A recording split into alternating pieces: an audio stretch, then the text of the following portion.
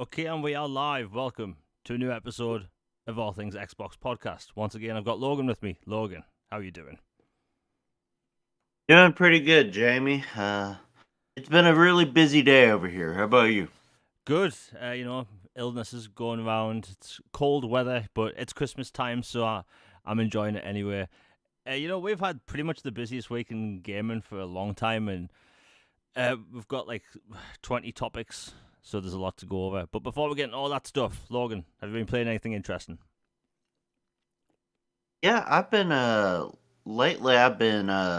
double dipping and playing Glass Masquerade 2, which is like this stained art puzzle game where you take these really cool um how would you describe them? Folklore and fables and riddly type legend stuff, fairy tales, and you put the pieces together to make stained art stuff to unlock the next stage. So I've been playing that, and for my more upbeat game, I've been playing Forgive Me, Father, which is a another one of those boomer shooter type games where you can play as either a journalist or a priest, and you're fighting these Cthulhu cultists and monsters and stuff. And you have different abilities. Like the priest is like a cleric type, and he's more defense oriented and kind of more magicy. And then the journalist, she's got a arsenal that's crazy. She has all these different guns and abilities and stuff, and it's really fun, man. And it's kind of a comic book vibe, like almost you remember Sin City? Oh Like yeah, almost like the blood really pops and it's kind of got this noir a little bit vibe. It's like that mixed with like that Void game. Won't say the other word yeah. because YouTube, but you guys know what I'm talking about. It was on Game Pass for a while. It's like a color scheme of that mixed with like Sin City, and it's really cool. Nice. Yeah, I've pretty much been playing. Oh, before I continue, just want to say hi to everyone in chat. If anything happens with the stream, uh, don't fret. The resolution on my TV is keep changing for some reason, which may make the video that you're watching skip a little bit, but audio should be fine. Anyway, just want to get that out of the way. So yeah, games I've been playing. A lot of Armored Core. That game is difficult. I've noticed as I've gotten older, uh, I used to be obsessed with playing games on hard. I mainly play shooters only on hard now. Everything else is on normal. And this game doesn't have difficulties. It's a From Software game. So like if you getting your behind beaten, you're getting beaten. And Armored Core, like when you play Elden Ring, you're walking on the ground. You have to worry about the enemies in front of you, next to you, behind you. In Armored Core, you have to worry about every single angle. They could be coming from anywhere. You've got like mechs firing lasers from like a mile away. It turns out there's mechs with cloaking devices, which that was fun, and insanely difficult. Insanely difficult. I'm going to push myself to finish it because the gameplay is so good. But man, like people have told me I'm going to be in for a lot of pain, and it's kind of made me worry a bit. But outside of that, I've been playing Control Ultimate Edition.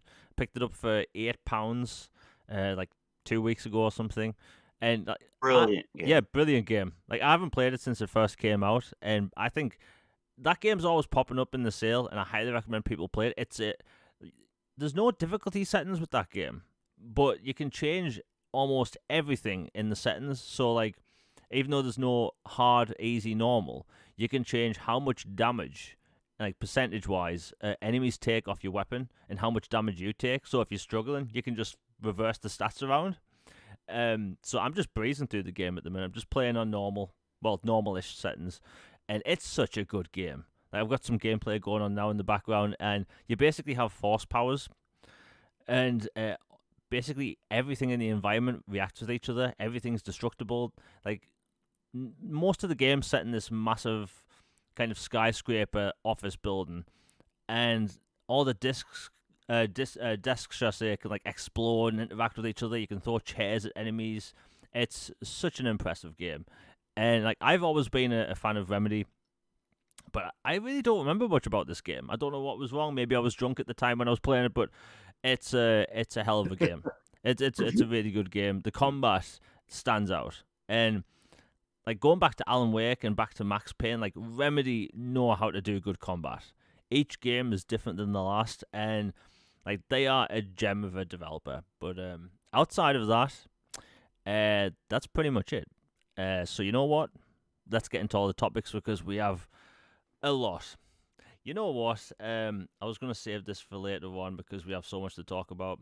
Actually, no. Let's get the bad stuff out the way because believe it or not, there's almost all good stuff today. So Embracer, they are the horrible company that they are, and they fired and laid everyone off from Free Radical, the developers of the new Time Splitters game, which was I think that was announced 4 years ago. So it was a long time ago, and yeah, laying everyone off before Christmas. Embracer is in panic mode. They have to sell studios off, IP off, and it's sad because we were going to get so many different games back. Like I heard a rumor about a year and a half ago that we were going to get a Kingdoms of Amalur sequel. I don't know what the status of that is now. So like when it comes to Time Splitters, it's heartbreaking because in the shooter space, like I'll be honest, I've been kind of my soul's been drained, right? I can't be doing these extraction shooters or battle royales. Like, no. Can we have arena shooters back? And Time Splitters would have been it for me. And yeah, it being cancelled. Hopefully, someone else picks up the IP and continues the work because apparently they were pretty far along. But saying that happens kind of heartbreaking. I know Logan, you were looking forward towards Time Splitters because it's such a beloved franchise. Yeah, Time Splitters in particular is one of my favorite franchises growing up for multiplayer, and challenge modes were incredible.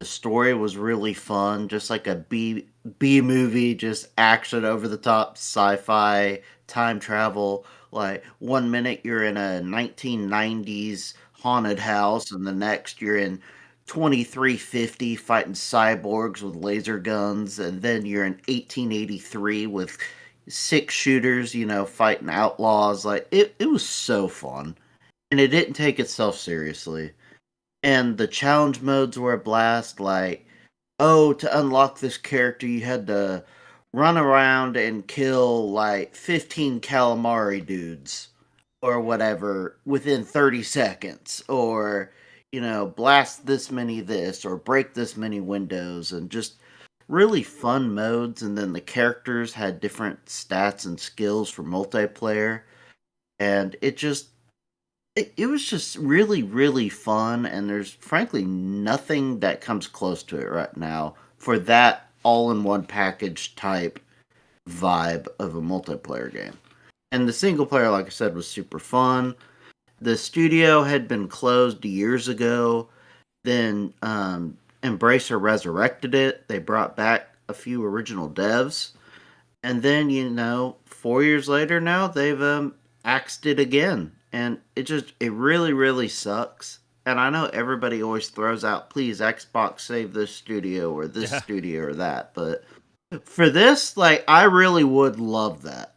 Like, I know Xbox has a bunch of shooters already. Like, we could spend an hour talking about how many shooters they have, but the fact that Game Pass gives you all these different outlets and different vibes and stuff. Like, to me, I still think the Time Splitters IP has value and weight for people, and I think it would be worth it to save them if they could. Yeah, Xbox does have a lot of shooters, but I think people would like have an exception for Time Splitters because you know what? Now that I think about it, it's Embracer in general. I think a lot of people look at Embracer now as like they clearly not a good company. The fact that they laying people off just before Christmas, so like Microsoft would be probably the best fit for them. I wouldn't be surprised that if in the next 6 months we hear about a lot of developers and like studios from Embracer go to Xbox, Ubisoft, Sony, maybe Warner Brothers, because like Embracer, they're in a weird spot. They keep showing off these like new games and barely advertising them. I'm pretty much like the only dude on Twitter marketing, uh, what's it called, Outcast: A New Beginning, right? They aren't talking about that. THQ Nordic isn't talking about that. There's a Gothic remake. They aren't talking about it. Um, what else? Oh, Titan Quest 2, which, by the way, I only found out that it was in development about 2 days ago, and it looks great. So, like, THQ Nordic, and that's just one publishing arm of Embracer. They don't know what they're doing. And like I said in last week's show, it might have been the week before, they are following the exact same route in failure as THQ Nordic back in, 2012? Yeah, I think it was 2012 when Embracer started to fall. I should say THQ Nordic. Anyway, before we continue, we have the first super chat of the day by Nick W for the $5. Thank you very much. He says, Time Splitters is awesome. It was. The thing about Time Splitters is, it's something I think more shooters need now. It was just about fun. The story, fun. The multiplayer, it wasn't too aggressive. It was just chill and fun. And like, if I remember correctly, back then you could play against bots in pretty much every single mode. So, and that's something you don't really have much now. Like, I try to play against bots in a new Call of Duty game every time they come out, just so I can get used to the shooting. Thankfully, it was the same. By the way, Modern Warfare 2 settings completely transfer to Modern Warfare 3, so you don't have to do anything. But when it comes to that, I tried to set up a mode against bots, and it's so difficult. But back then, with Time Splitters 2, it was literally just an option. You turned on, activate bots. And now, next to no one does it. I think Halo Infinite does that multiplayer, but outside of that, like, no one else does it. I would love to play maybe a battle royale like Warzone with bots, because I'm terrible at that game. But Time Splitters, like Nick W is right, it was an awesome game. Back then, shooters were all about just fun, raw fun. And now it's on about battle passes, who can grind more, like, and people are talking about skill-based matchmaking. Like, shut up, right? Just have fun, And shooters back then were fun. They were designed to be fun. Like, Halo back in the day was fun. And I'm not saying Halo now isn't fun. It's just I don't play multiplayer now much. But yeah, thank you very much for the $5, Nick W. Time Splitters coming back was a dream. It's one of the most anticipated, like, returning IPs. Thankfully, we have a bunch more, which we're going to talk about in a bit. That's coming back, but I think that's a kick in the nads to the industry.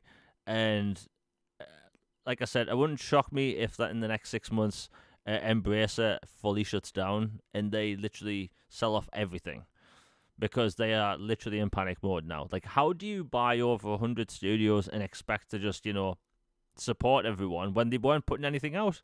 Like EA, right? People hate on EA, but do you know the profit they make with Ultimate Team for FIFA? They make so much money. Yeah, it's a ridiculous, absurd amount of money, but they make so much profit off that. They can risk money on single-player games now. Like, the reason we got Mirror's Edge Catalyst, and the higher-ups at EA actually said this, it's because they make enough money off FIFA to just make a game like that. And they did. And now we're seeing more single-player games from EA because they've realized, oh, yeah, people do want to buy single-player games. And now they've had a huge success with single-player. But you look at THQ Nordic, they don't have a multiplayer game that sells microtransactions on a regular basis. They don't have a multiplayer game that has a huge fan base. And when it comes to single-player games, they don't market them. I will say this. THQ Nordic, they make a collector's edition of pretty much every single game they put out.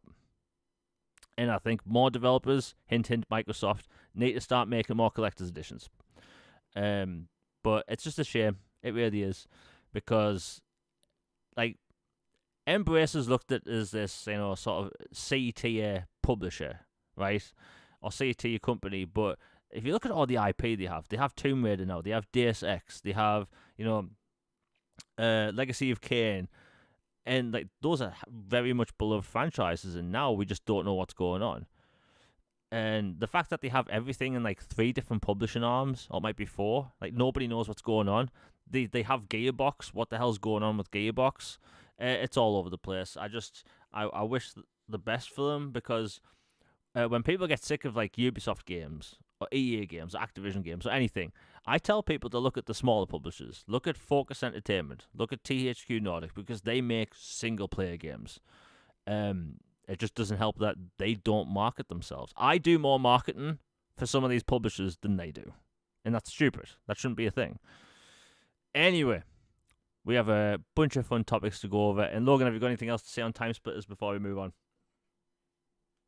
Oh, just that, that when you were talking about, bots and pure fun, like, I remember, I think the bots had even a difficulty setting. Like, you could crank it up to like an MLG level type, Yeah. and it's like, oh my gosh, these bots are getting after it. Or you could have it on easy and it's just like unlimited carnage. Like, there were so many different ways you could do it. And then something purely comedic and fun about like having a whole match together of all these random characters from all these different timelines. Like you have a octopus guy, you got a gargoyle, you got a French maid, you've got a British spy, you have a gingerbread man, and a zombie. Like for example, like you could have all kinds of just nuts stuff, and it was just about pure fun. And as far as THQ Nordic and Embracer, yeah, it's for a while people kind of made jokes about them being a Frankenstein publisher or dev. Like they just kept acquiring all these dead IPs and stuff and were hoping they could resurrect them or do something with them. And so far it's been a mixed bag and this one is just really really disappointing and I hope they get it together or I hope someone else can step in and help them because it's a bummer just right before Christmas yet another studio gets, Grim Reapered and it's just a buzzkill, man. Yeah, right before Christmas. Like, if any like higher ups from any of these companies just somehow listen to this show, eat a bag of you know what, because right before Christmas, man, that's just heartbreaking. Like right before Christmas, come on, like have at least wait till January, but no, right before Christmas, and it's like 2 weeks away from Christmas, and they got sacked. It's sad. Anyway, let's get into all the juicy stuff. I want to talk about the day before, but I want to save that for after the two quick topics. Two games, very popular games, just got new game plus modes, and I want to quickly go over what they got because some of the stuff is really good. So, Alan Wake 2, in my opinion, it's one of the best games of the year. I was shocked it didn't win Game of the Year at the awards. Well, not really, but I was just hoping. Well, anyway, I got a new game plus mode yesterday. It's got a new ending, new collectibles. Um, you can carry forward all of your items from your previous playthrough, and for me, that's very good news because I had an unbelievable amount of ammo in my first playthrough of Alan Wake 2. It's unbelievable. I had an arsenal. It's amazing. So I can't wait to play that again. But anyway, you get to go through the game again. New endings, the very specific thing, because Logan, you finished Alan Wake 2, right? We won't spoil it though. Oh yeah, like I did all the riddles, all the whatever. I didn't get all the pamphlets, but I know in New Game Plus they're adding new manuscripts you can find and a different ending. So kind of almost like a Halo Legendary Edition campaign ending type thing. So I'm really excited for it.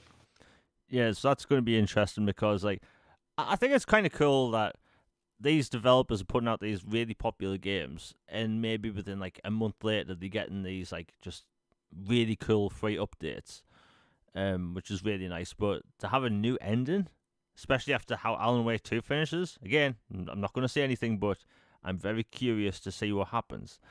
And the other game in this update, I believe, went live about 4 hours ago, is Assassin's Creed Mirage. Now, again, it's a new game plus mode. You get to carry forward your skill tree, all that stuff.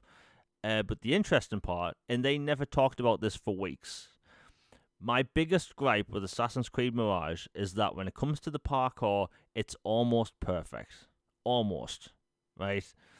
The problem is that you couldn't jump. Like if you climb in a wall, you couldn't jump away from the wall that you're climbing, which we call wall ejects in the Assassin's Creed fandom. That doesn't exist in that game at all. And they said in like the dev diaries a month before launch, saying, "Hey, Wall ejects and side ejects aren't part of the game. It just is how it is. And people kind of accepted it, but kind of just in the back of my mind, I was wondering, like, what if this game had that? And literally, last night, they're like, oh yeah, we putting wall ejects in the game, which completely changes how you play. So Assassin's Creed fans are losing their minds right now because arguably the best Assassin's Creed game in years got even better just a few hours ago. So good times. I highly recommend people play that. I have noticed whenever a new game plus mode like this does come out, I always get the instant reply saying, "Well, it should have been there at launch." I'm not that kind of person. Like, I think it should be less of, yeah, it should have been there at launch, but more like, oh, it's cool, it's there now. You know, maybe I'm a bit more forgiving, but it is what it is. But hey, Alan Wake 2, Assassin's Creed, Mirage, fantastic updates. Logan, do you think you'd be getting back to any of those two? I know you played Alan Wake, but do you think you'd be getting Assassin's Creed? I'll probably pick up Mirage eventually, and I had been waiting for a New Game Plus to jump back into Alan Wake. It, along with Jedi Survivor, were basically like my co-games of the year. So I love it.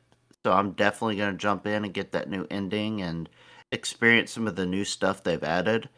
And kind of along with your point about being forgiving or not for New Game Plus stuff, like to me, I would I think it is not in a way of looking at it is a lot of these devs like Alan Wake or Remedy, they listen to feedback once a game comes out and they kind of are already working on some stuff and that they're planning and then they're like, "Oh, okay. People would like this," or "We hadn't thought about that," or "We'll tweak this." And then they'll come out relatively soon with a new game plus or some added features. Like I remember Witcher 3 didn't have new game plus forever. It took them a long time to get to that. So being able to get to it, that obviously way different scale length of game. The point remains that sometimes these timelines they just don't stack up to where on the 30th we can have this part ready to go, but we can have the main game and then these add-ons and remix content will be a little bit later. To me that's not a big deal. Yeah, you're right. And when it comes to games like this, I always try to have maybe a few months in between a second playthrough, maybe like half a year. But like I'm looking at these new game plus modes and I'm thinking maybe I should go to these like this week. I might do, but hey, great additions to the games, and I think for Assassin's Creed that's going to completely change how people play because that game is set in a city, or at least most of the game is. So wall ejects are going to benefit that game more than any other Assassin's Creed game. So yeah, really cool stuff, and it's good to see the fan base really excited again. You know what? Let's get into the really juicy stuff because I've been wanting to talk about this for ages, and I think everyone online has been aware of this very particular story. So 2 years ago, this little developer called Fantastic, without the A and a backwards F, I think, showed off this little game called The Day Before, and it was mind blowing. It was the Walking Dead simulator everyone's ever wanted. Massive multiplayer online game where you're surviving in the wild, urban environment against zombies and real life humans, people fighting to survive. The dream, basically. And one day we will get that. Well, anyway, this game was promising all of that. And at the time, I was like, wow, this is actually coming to consoles as well. That's great. That's great news. I play on console. So everyone's satisfied. And then people began to dig into the footage a bit, and it looked a bit too polished. The animations of the other people playing didn't look like they were actual people playing. And they went maybe like 6 months without saying anything. And then they put out another gameplay demo where, again, it looked great. It looked very impressive. There was all these different like physics elements where cars were interacting with mud on the road, and you had to get fuel. You had to like eat and drink to survive. Really cool stuff that you want in a zombie survival MMO. And then people noticed that, wait a minute, the gas station in that demo is from a different game. And people began to notice that they were seeing elements from I think it was the Unreal, what do you call it, asset store. And then they went quiet for months. People accused them of being scammers and all this and that. and people are like, okay, that's done. No one's going to hear from them again. And then they put out a dev diary. Now everyone's seen dev diaries. A little bit of behind the scenes thing. You see developers doing the thing on the computer, maybe some art stuff.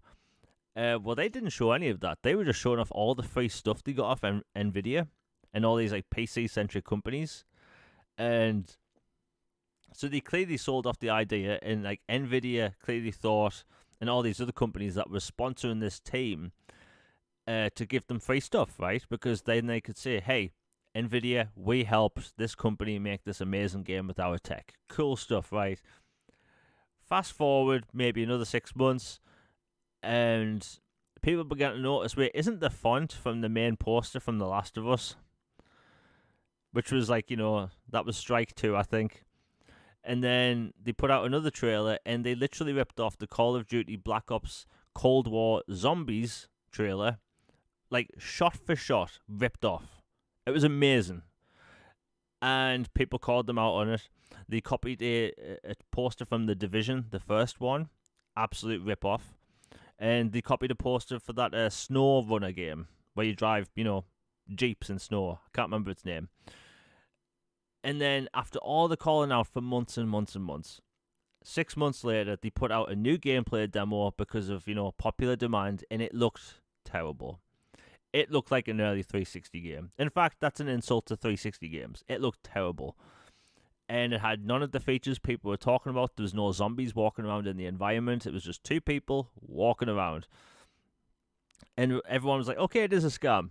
Well, anyway, fast forward to about a week and a half ago, they put out a new trailer that literally ripped off Red Dead Redemption 2's sort of like detail trailers where that woman would talk about all the features in the game. Really cool stuff, right? Well, they ripped that off, but nothing that was shown in previous trailers was in this new trailer. Well, the game releases December 7th on PC. I think over 40,000 people were playing it concurrently on Steam, which is big for a game. And this was the most wishlisted game of all time on Steam. Amazing stuff, right? New developer, or at least a smaller developer, they have a huge success. And it turns out this massive multiplayer online RPG zombie survival game isn't that. It's a small open map extraction shooter where up to 30 people can be in an instance, and on screen at any time there's maybe 2 to 3 zombies. 3 if you're lucky. It lacks any of the features that they've been talking about for 2 years. And, well, anyway, 4 days later, literally last night, they put out a tweet saying, we didn't make the money the game needed to make, so we're shutting down the studio. And then they cancelled the console versions. Absolute scammers.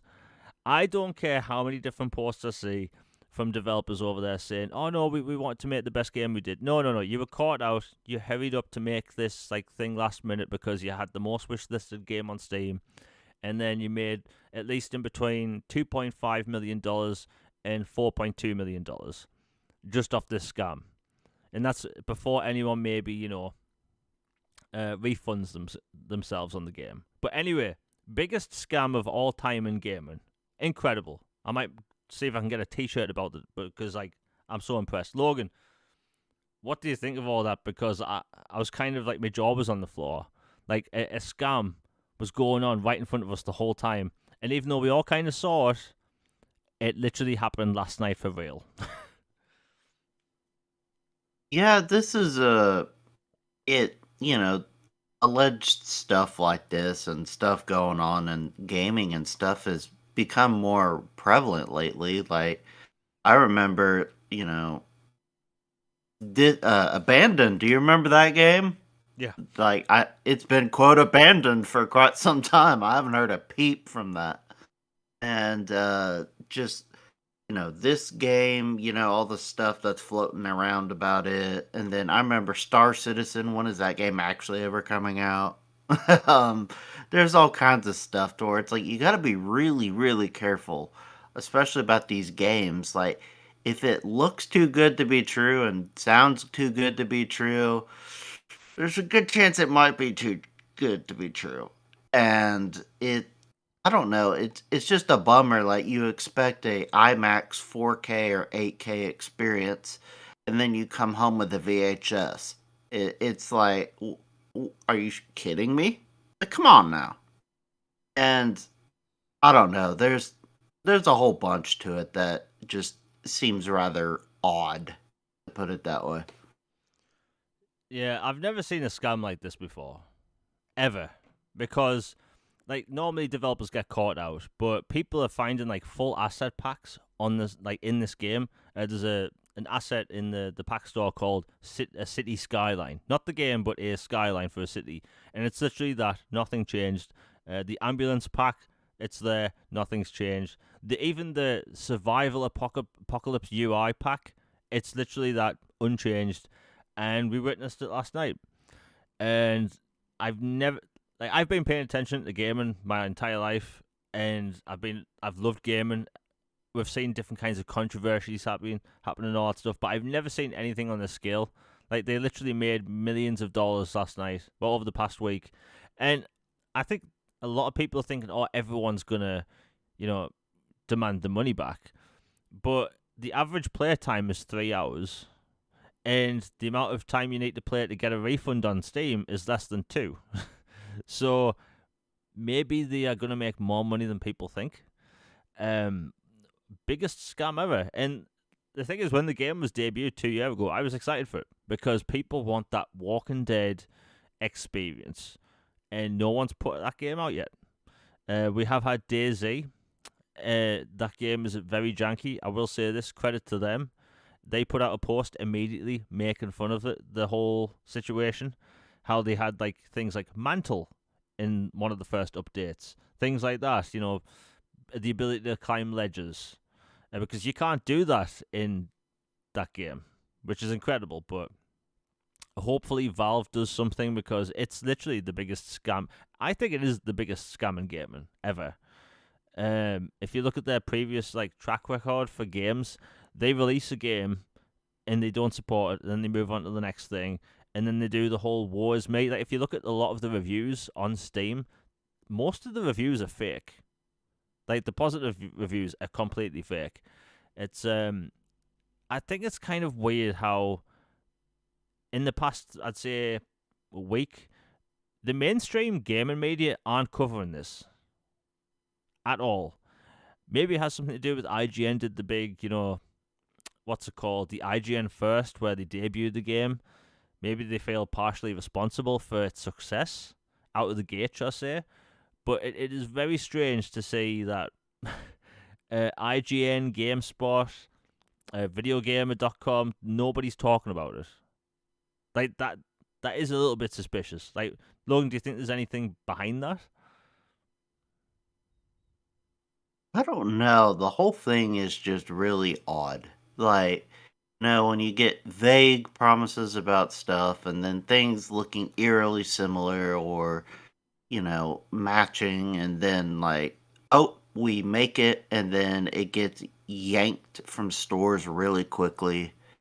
It's bizarre. And then for the whole media not covering it's really weird. Is maybe they're waiting for potential legal ramifications, or maybe they're just not wanting to touch that or talk about it because it doesn't meet their quota for whatever. But it does seem odd to not at least bring it up. Yeah, I did see Kirby Louise in chat said they gave it 1 out of 10. Like that is a crappy score for a crappy game, and I just think it's odd. Like today from IGN, I saw them post like, "Oh, how to cancel your Xbox Game Pass," but they're not covering the scam. That's very strange. Maybe it's because it wouldn't get as many clicks. I don't know. That's we'll talk about that in a bit. But it is very strange how we've just witnessed the biggest scam in the history of gaming, and nobody's really talking about it that much. Like the people on YouTube are, but mainstream gaming media outlets are. Like you said, like maybe they would be liable. But everything I put it like this: the day before, they removed all of their previous videos talking about features and all that stuff on their YouTube channel. Like, and bear in mind, those videos still exist on places. Like, I've got a few of them still on my PC. Like, they scammed everyone. They lied. And like, this isn't like when Microsoft came out and said, "Hey, this Halo game's gonna have, what do you call it, split screen," and then they didn't have it. Like, that is one thing, but lying about an entire game genre, like, how do you go from MMO extraction shooter? Like, there's no correlation between those two genres, and they just changed genre overnight. And this is the first time I've ever seen a game get community noted on Twitter. Marvelous, great Twitter content. Impressive. Yeah, I've never seen anything like that before, but yeah, what a scam, and I just thought it was funny. And it's a shame that the developers are trying to do the whole "woe is me" thing. Like, I love developers, I will always give them slack, but it's crystal clear they wanted to scam people. They didn't know what they were doing. They hobbled together something last minute out of duct tape and chewing gum and a bit of crap, and they came up with the day before the Steam release. And then they want people, like, think about it, the game they put out. They originally said, that piece of crap they put out, they said that it was going to be in beta, or should I say early access, for 6 months, and then it was going to go up to $50 from 40. So they were originally going to raise the price, but the reaction online has been so negative that they had to just pull back and say, look, they're bowing out. And people have noticed that their previous games they've made on Steam, they changed in the company name. So the story gets even worse. They try to hide the fact that the studio behind the game has made other releases on Steam that have also failed. Absolutely bat crap crazy.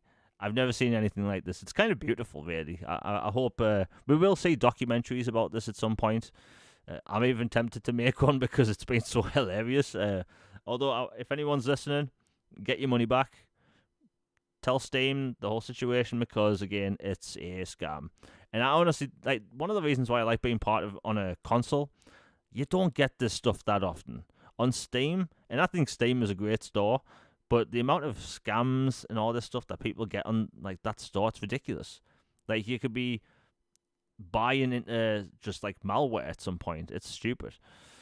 Anyway, we'll move on. I think The Last of Us, or not The Last of Us, I keep thinking The Last of Us because they have the exact same font. That's the only reason. And Logan, like you said, Well, The Last of Us was made by a good studio. yeah. So, But like you were saying before, Abandoned. That's another one of these scam games. Like, they hyped up the whole, oh, we're doing this live in real time PlayStation 5 demo, and it was a dude walking across a floorboard. Like, that's the power of next generation technology. A dude walking across a floorboard in brown shoes. Nice. I've been missing that my whole life when it comes to gaming. But like, these games come out of nowhere, and people think the graphics are pretty and all this stuff, and then we never hear from them again. And I think, like, how does this keep happening? Like, it just seems like a new thing gets shown off every 6 months. People are impressed, and this happens. But I do have a positive story when it comes to cancelled games. So on Twitter today, by the way, some people thought I was talking about a first-party Xbox game. I wasn't. There was a game announced about 3 years ago that I was extremely looking forward to, and it was called Minimal Effect. It's an indie game. Now, it's basically a parody of Mass Effect. It's a parody of multiple different sci-fis. It's a narrative-driven third-person shooter RPG in the style of Mass Effect.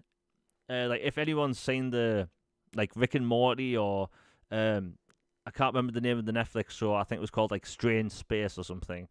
That style of animation and humor. Final Space, that's it. Basically, it was that, and we heard nothing for 3 years. And anyway, Logan, did you ever see that trailer, by the way? yes, I have. I knew what you were talking about as soon as you said a minimal effect. It looks very much like cell shaded cartoon version of Mass Effect with, Rick and Morty type humor. Yeah, and the reason why I wanted to talk about it, because I think it actually, I think people, like, especially on Xbox, would like it because it is very much like Mass Effect. Weird, like, it is a parody of Mass Effect, but it is very good. Now, how do I know about this? Like, how do I know it's good? Because I played it today. So this game got cancelled about a month ago, very quietly, and they changed the name to Free Space. And it's basically the same game as it was before. And it turns out they've cancelled development on it because they showed it to a bunch of publishers, and not a single publisher wanted to help fund the game. Now that's me heartbroken because we don't get RPGs like that, like ever. I complain that we don't get RPG style games like Mass Effect because we just don't. Everything's either bloated open world games or linear game. And when it comes to this, they had to cancel it. Nobody's willing to fund it. I hope I'm praying Microsoft or Focus Entertainment pick this up because it is genuinely good. But how do I know it's good? Because it turns out, and I've never seen a developer do this, we see games get cancelled every single week and we never get to play them. Well, the developers were so proud of their work, they've released the alpha version on their website, and I played it today. It is literally Final Space Mass Effect. It's animated, it's a third-person shooter, you make choices in conversations, it's witty, it's charming, it's actually really funny. If you like things like Aliens, Star Trek, Star Wars, Mass Effect, Blade Runner and all this stuff, like you get all these in-jokes. And it's literally there for free. And you can download it. And I highly recommend people play that. It's called Free Space. And yeah, I've never seen a developer on this scale put out just a free version of their game that they couldn't shop out to any publisher. So I'm hoping a publisher picks them up. But as far as they're concerned, the game's done. It's over and done with. No one's going to fund it. And after playing it, I'm actually shocked that no one's going to fund it because the third-person shooting is good. After the show, I'll post a bit of footage on Twitter. The cutscenes were really good. Like, you have fully animated cutscenes. You have dialogue that's voiced, which I think a lot of indie RPGs really should start doing. And yeah, I think people should check it out. Again, after the show's finished, I'll post the video on Twitter. Logan, do you think you'll be interested in playing that at all? Yeah, it sounds fun. Like, I hope maybe they consider Kickstarter or some other avenues to try to get it going again if they already have so much of it done. Like, you would think a project like that that's already in alpha and has some pretty good footage and gameplay could get some funding. Yeah, it's crazy. They have a bunch of different enemy types, different environments. It's a Mass Effect style game, and the fact that no publisher wanted to pick it up, it blows my mind. Again, after the show, I'll post like two minutes of footage. But yeah, Free Space. I really hope they get picked up. Like you said, Kickstarter. They would have made money on Kickstarter if they like literally advertised this. But bit of a shame. I'll try and reach out to one of the developers after the show because this game needs to happen. Maybe I'm saying that because I'm a simp for Mass Effect, but I don't care. I'll admit it. I'll admit it. I need more Mass Effect style games. I can't go once every decade with just one Mass Effect game. But we have more Mass Effect style games coming because we're going to get into all the Game Awards stuff in a minute. But before we continue, if you're enjoying the show, please like, share, and subscribe. YouTube is a wonderful website, but doesn't necessarily share my content a lot, at least the past few months. Anyway, Super Chats are live if you want to support the show and all that stuff. You know what? We have way too much to talk about. You know what? Okay. The Game Awards. Let's just go straight to it because this is going to be a long topic. So the Game Awards, it's been the most hyped up thing for a long time. Aaron Greenberg normally comes out and says, "Hey, keep your expectations in check," and then they'll announce Perfect Dark or a new console. So we don't know what's what. So about a week before the awards, Microsoft, they put out a thing on Xbox Newswire saying, you really want to pay attention to this, we're going to have multiple major announcements, which, that's a big deal. That's a really big deal. And I see we've already got a Blade as an exclusive in chat yet. Yes, it is. And again, we'll get to that. So the awards. It came. I will say this. I thought the production of the show was really well done. My honest opinion is, look, my gripe with Jeff Keighley is that I feel like he wants to be the face of gaming. The Game Awards presented by Jeff Keighley. Summer Games Fest presented by Jeff Keighley, which is meant to be replacing E3, which it isn't because it's crap. Or the German show, Gamescom, presented by Jeff Keighley. Why? You know, like, I get the impression that he wants to be the face of gaming. I don't understand that. Gaming's about the developers and the games. That's a topic for another day. But anyway, I thought it was a very good production. They had some live music on stage. I will say this, I think that if you have an award ceremony, you should show all the bloody awards on stage. Maybe leave out the esports crap. Like, Logan, did you know of any of those esports teams or coaches or anyone? Yeah, I completely tuned out for that section to be honest. So it was kind of like the Fallout 76 or Elder Scrolls Online updates sections of a game of an Xbox event where I kind of just like zone out until something else pops up. Yeah, do people really care about, best esports coach on a Tuesday? Nobody cares. Nobody really cares. And like when it comes to esports, like I watch esports, I watch fighting, Evo and all that stuff, but I couldn't name a single person or team. I just watch it. I think a lot of people that watch, professional gaming just watch it passively, like me. But anyway, they should just keep them off stage. But the fact that they announced best RPG in a quickfire, like, blew my mind. Well, anyway, Microsoft, they were judged harshly by a lot of people for not having a game in the Game of the Year category. Turns out Microsoft actually won the most awards. I think they won 2 for Forza Motorsport and 1 for Hi-Fi Rush. So I think they got Best Innovation and Accessibility, Best Racing and Sports Game, and Best Audio Design. And I have to say, like, audio design for Hi-Fi Rush, that makes sense more than anything, really. And, Best in Accessibility, again, Microsoft with the past several games, they've gone really hard with accessibility, which is awesome. It means more people can play the games. And Best Racing Game, I couldn't see anyone else winning that category. Like, I think Forza cleared that one. Again, I didn't play the Crew, whatever the new Crew game is. But if you're trying to compete with Forza, you're just not going to win. But yeah, congratulations to them. But like having some of the awards given off stage just felt weird.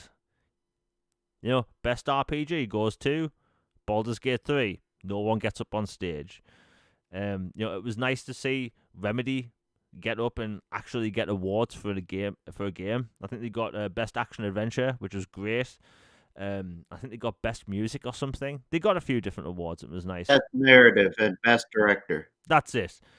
So great awards. They actually had the live performance on stage, and I was hoping, by the way, please get Sam Lake on stage dancing. He has to come out dancing as well as the other actors, and they were there dancing on stage. It was hilarious, but amazing at the same time. And I think I think maybe like that was Sam Lake's plan all along, is to just like make a musical in a horror game, make it insanely good just so you can perform in a musical on stage. But hey, it was great performance. But my biggest gripe was seeing Sam Lake come out, again, he doesn't speak English as his first language, and being cut off during his speech. And I saw a few other people cut off during the speech, and that really made me angry. Actually, before we continue, we have a new super chat by Nick W for $5. Thank you very much. He says, the Alan Wake 2 concert was awesome. It was. Like, I put it like this. I hate musicals. I hate musicals with a vengeance. Unless it's an old animated Disney film, I don't like it. But Alan Wake 2, I thought was perfect. And that performance was great. I saw a bunch of reactions where people were calling it cringe. That was mainly Reset Era, but they're just a miserable lot. But it was a fun watch, and I think that a lot of gaming, and we've talked about this a lot, that a lot of video games now are the same in the AAA space. And then you have Alan Wake 2 come out, that's this horror game, and then there's a mission, a quest, that's a musical. Like, it shouldn't have worked on any level, but it did, and it's arguably the best part of the game. But it was cool seeing them on stage. A lot of people kind of think that there's just one actor that plays Alan Wake. It's actually 2. So when you see Alan Wake in the live action form, he's actually dubbed by a different person. A lot of people don't actually know that. But it was a great show, and thank you very much for the $5 next W. It was a great show. I think when it comes to music performance at the Game Awards, they were all good. There was the band there for, I can't pronounce the name, but for HellBlade 2, the sort of like, Oh, like heel sing or like heel lung or something like that. yeah, I'm not even going to try to butcher that name. Like, it was it was It's something German, I think. yeah, it was a good song. I put it like this: my music taste is all over the place. I listen to Billy Idol 1 minute, I'm listening to synthwave the next minute. Sometimes I even listen to Mongolian throat singing. I'm that weird. Yeah, yeah. It could be quite relaxing, but like I'm kind of all over the place when it comes to music.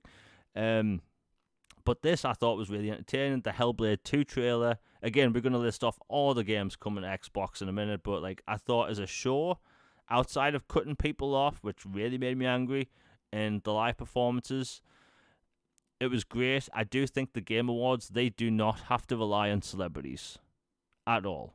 Like Timothy Chalamet, I probably butchered his name, but like because he made the Xbox 360 controllers, so that kind of made sense. Matthew McConaughey, I get it because he's in a new game, which we'll talk about in a minute. But like, I feel like you have these celebrities coming out on stage talking for five. Like the guy from Shang-Chi came out on stage, start talking about why his foot's broke, and then we get awards given out where the winners only could speak for 30 seconds before they're told to wrap it up. And I'm just like, have your priorities in check.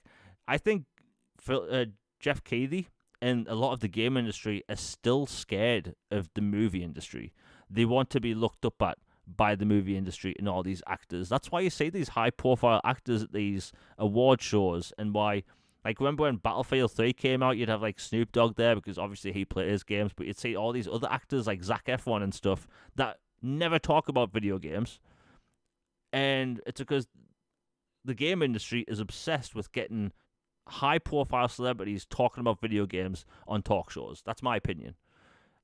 Anyway, we have a new super chat for £2 by Pyro Mad. Thank you very much. He says, Nightmare Before Christmas is the best musical ever. That's a good musical. Again, Disney, old Disney stuff I like. Hercules, Lion King, Beauty and the Beast. Trying to think what else. I think Treasure Planet, that's Disney. But again, stuff like that. Musicals, I just can't stand in general. But if it's Disney or that Alan Wake thing, I thought it was great. But yeah, thank you very much for the £2, Pyro Mad. It was a Nightmare Before Christmas. Very good musical. And you can watch that twice a year. You can watch that at Halloween, and you can watch it at Christmas.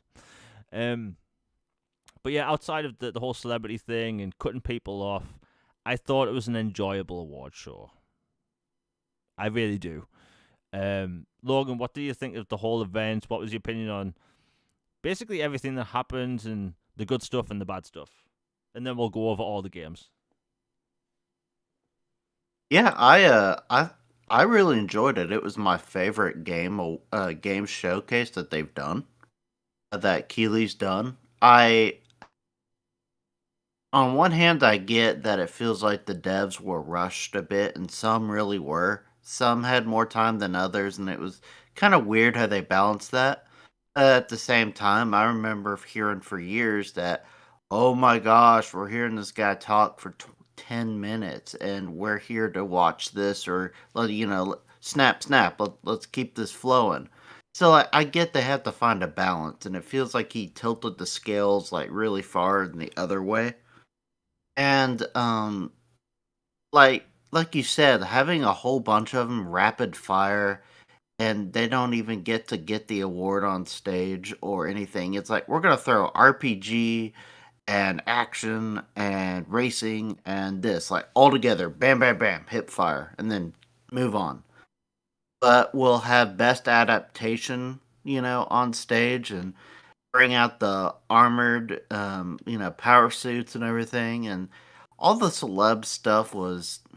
Some of them made sense, like if they were actually involved with that game or franchise, like the Fallout crew. Like I get it, or like you said, McConaughey because he's involved in this project, or Jordan Peele because he's collaborating with Kojima on it. So it makes sense. But the whole just like, oh, let me just find some celebrity who happens to have time off on today, or I can bribe to come to this event.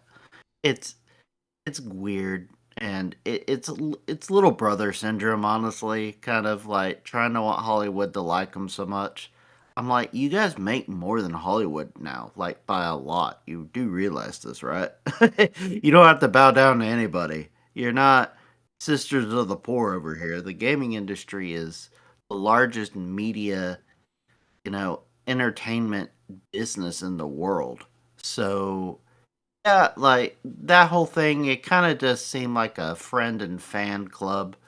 Kind of just like, oh, who do I think is cool or whatever, and I'll pigeonhole them in somewhere. And like you said, like the Kojima part did drag on more than I thought it needed to. But you know how Kojima and Keeley are. So having that segment take so long, but then like you said, Sam Lake, English isn't even his first language, and he's trying to accept, director of the year or best narrative or whatever. And they're basically like, tap, tap, get off, yeet. And then, you have somebody talk 20 minutes about, oh, well, this is an auteur experience, and you see the lights are going to do. It's like, oh my gosh, come on, dude. Like, really, just show us what you're going to show us, and let's keep this going. And I thought the Call of Duty joke honestly was funny, and I get why people were mad about it, and I get why it would not be received well. I think it was probably not a good idea. I did find it funny, but I understand why it was bad, and I don't think it was a good idea. But overall, I enjoyed the showcase and the announcements, which we'll talk about. Before I continue with the topic, I have a new super chat of $2 by Hacky Sack there, in which he says, "How did you two become friends and start a podcast?" Well, the podcast thing, I've been wanting to start a podcast since 2016, and I just didn't. I didn't know how to. And I do the overly British thing by not asking for help. So I tried to figure it out myself. I almost started an Anthem podcast. Yeah, That would have been a real barn burner, man. yeah, and like I had art made up and everything, thumbnails. I'm like, right, I'm gonna have the Anthem weekly podcast talking about everything. And then I couldn't get the game to work properly. Like I was like zipping all over the place and not in the good way. It was horrible, and I can't actually remember how we became friends, Logan. Like I think it was just on Twitter. Yeah, just on Twitter. Like I remember I joined, let's see, man, it's been a hot minute, but I remember when I joined, you were one of the first people I followed and followed me back, and we had similar interests, and we talked a lot over time about various sci-fi things or gaming things or pop culture this or that or philosophical, all kinds of stuff. And we became good friends, and then you reached out to me, and you're like, "Hey, I'm thinking about starting this thing. You want to hop on and be the co whatever every week?" I'm like, "Yeah, that sounds awesome." And so that's how an Okie and a Brit made a podcast. And I know our accents collide probably like crazy, but it just shows you how small the world is. And one of the good things about social media is bringing people together from all parts of the world.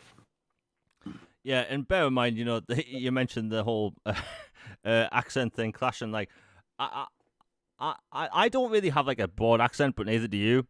And I think that's what works because like sometimes there are podcasts. I've listened to certain Star Trek podcasts before where they'll have someone from like Yorkshire, and where Yorkshire people have a very thick accent, and well, I always see comments in the Star Trek chat. People like don't know what they're saying, but I'm from Durham, so like it's kind of like sort of a neutralish, like accent type thing. But yeah, that's pretty much how. I will say this though, I will try and find out the art I made for that Anthem podcast and see if I can find it. I'll just post it on Twitter at some point because man, I can't believe I almost started an Anthem podcast. Like, what was I thinking? Because that game crashed and burned so hard, man. What was I thinking? But yeah, thank you very much for the $2 hacky sack. But yeah, like you were saying about the whole the Call of Duty joke. You know what I thought was kind of funny, right? I think the reason it rubbed people the wrong way is because, like, at previous game awards, whenever there's a game joke, it's normally not directed at a game or a developer. It's normally directed at a practice. So they'll make fun of EA and the microtransactions, but they'll never say, "Hey, FIFA's a crap game." You know what I mean? And I think that was the big problem. But then when developers start hitting back after the whole Christopher Judge joke, people start taking offense to that as well. So, like, nobody could win, everyone lost. You know, people were bringing up the sales of God of War versus Call of Duty. Again, it's kind of like, it's apples and oranges. It doesn't really make sense. But if you're going to joke about one thing, you're going to have to be able to joke about both things. The fact that made headlines for days is kind of sad. Like, we had a ton of game announcements, and that's what people took away from it. But yeah, very weird situation. And I like Christopher Judge.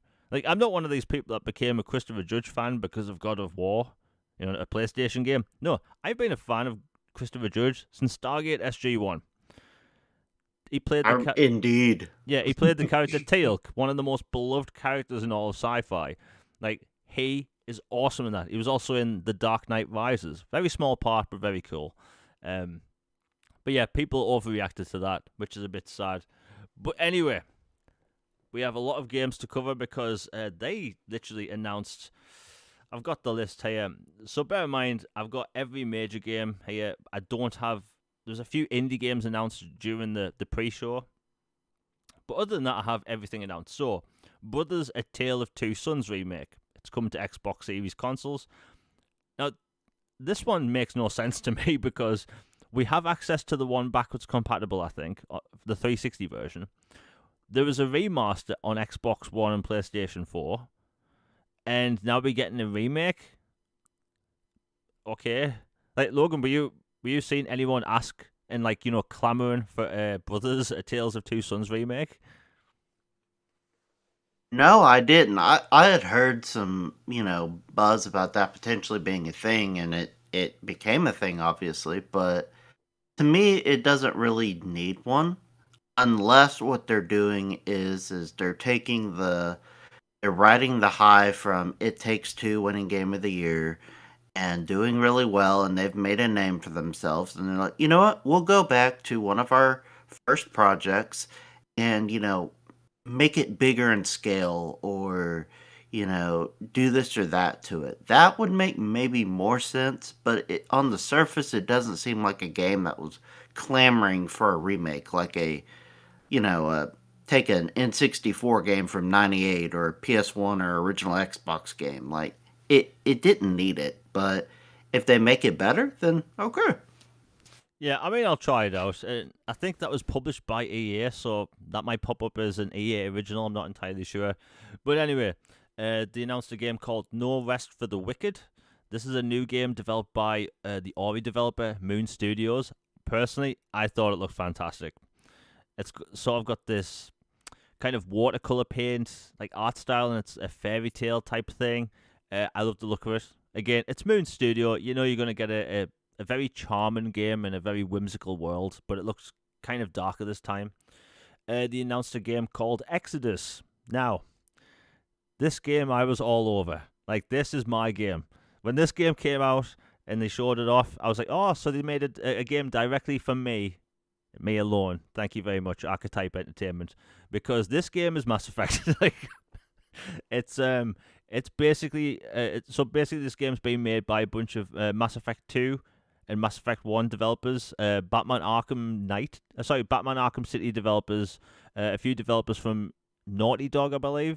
Basically, industry veterans are making what looks to be a hub world, third-person sci-fi RPG that involves time travel. Now, to me, I'm already sold. I shouldn't. Again, I'm not trying to simp for a sci-fi game that's like Mass Effect. I don't like using that word, but it is what it is. We all know what I'm like with Mass Effect. Logan, what did you think of that? Because everyone kind of looked at it and thought, okay, it's Mass Effect. Yeah, I'm day one for it, 100%. Looks awesome.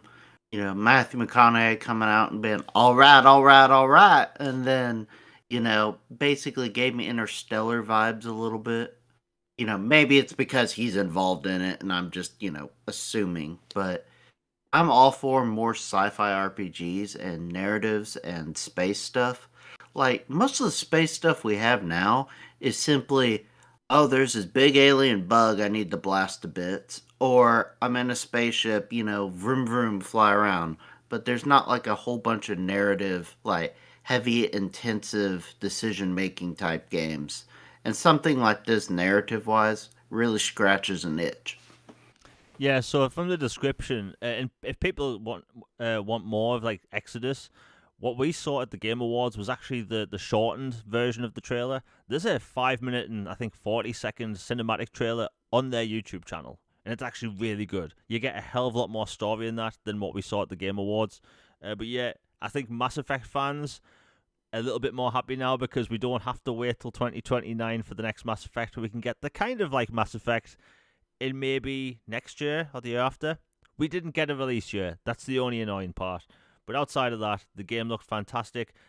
I'm guessing Matthew McConaughey voices the main character in the game. Just putting it out there, and if that's the case, I'm cool with it. I loved Interstellar. I think Matthew McConaughey is a great actor, so hey, I'm all for it. They announced a game called The Casting of Frank Stone. This is a single player game made by Supermassive Games in collaboration with the Dead by Daylight developers. So it's not multiplayer, but it's Dead by Daylight. There was no console names at the end of the trailer, but it's coming to Xbox. It was on the Xbox YouTube channel. Now, I don't play Dead by Daylight because it's multiplayer. I will say this, I will get this game because Supermassive Games, they know what they're doing when it comes to cinematic horror. Like The Quarry was incredible. If people haven't played it, it's always on sale. It's a next gen, very next gen looking horror game set in like an American camp type thing. Very cool thing. Logan, do you think you'd be interested in that at all? Oh, 100%. Like, once I saw it was Supermassive doing it, and this is one that had kind of been rumored for a while that they were doing a game set in that universe. To me, I had kind of assumed that they were going to use some of the generic killers that they had made for Dead by Daylight, like the redneck or you know, this, all those different Wraith or whatever. But they're making a new character set in that universe and they're adding some supernatural stuff. Yeah, count me in. Looks good. And then they showed off the new trailer for HellBlade 2. I thought Hellblade, like, people have been joking for the past 2 years, like, when are we going to see Hellblade 2 gameplay? We got a ton of it. I think it was like a 2.5 minute trailer. I have to say, normally when we see a trailer for a game 3 years out, and then when it gets closer to release, it looks different. And it doesn't look as good. This looks better with every single showing. In fact, Digital Foundry came out and said like they don't know how this is possible, and it's arguably the best looking game ever made. Like I don't know how that's even possible, and that was running on a Series X, which is why I keep going back to. That's why we don't need pro consoles. Let developers make the games they want. Let them get used to the hardware. Me and Logan have talked about this before in the podcast. I've talked about this in other videos on my channel. Look at early 360 games like Condemned and compare it against another first person shooter that launched at the end of the generation like Halo 4. Night and day difference in visual fidelity. Because Oh, it looks like a jank fest. yeah, and Yeah. I was playing Condemned last week. Like it does not look good. It's still a good game, but it looks nothing like Halo 4. And I think like you look at Hellblade and think, wow, like that's the developers. They know what they're doing with Unreal Engine. They've always been good with Unreal Engine. Like we're gonna see a demonstrable difference in games now as opposed to 3 years from now on the same hardware we have. That's why I'm not for a pro console this time around. But again, the trailer looked good. Logan, what was your takeaway from the Hellblade stuff? Oh my word was my takeaway from the trailer. It was incredible. Just Melina, playing Senua, it looks just so lifelike and photorealistic. You have the whole atmosphere. You've got the chants and the murmurings and the troll, and just the combat was kind of like a 1.5 of the original combat from the first one. Like they've taken it's similar, like you're almost like dueling, like it's hardcore focus one on one or one on a small group, and you have to keep an eye on something. But it's like they made it way heftier and just grittier and more brutal. Like in the other one, like you would slash or thrust or grab and kick or whatever, and like this one, it's like no, it's like ripping and tearing and bashing and crushing, and just it's so much more polished. Like Ninja Theory has always punched above their weight as a studio. That's why I was so excited to get them when they joined Xbox, because they did Enslaved Odyssey to the West, which was phenomenal story, really fun gameplay. Visually, it's a bit rough, but that's tech issues for a smaller studio. Heavenly Sword was really good as well. Had some of the same issues.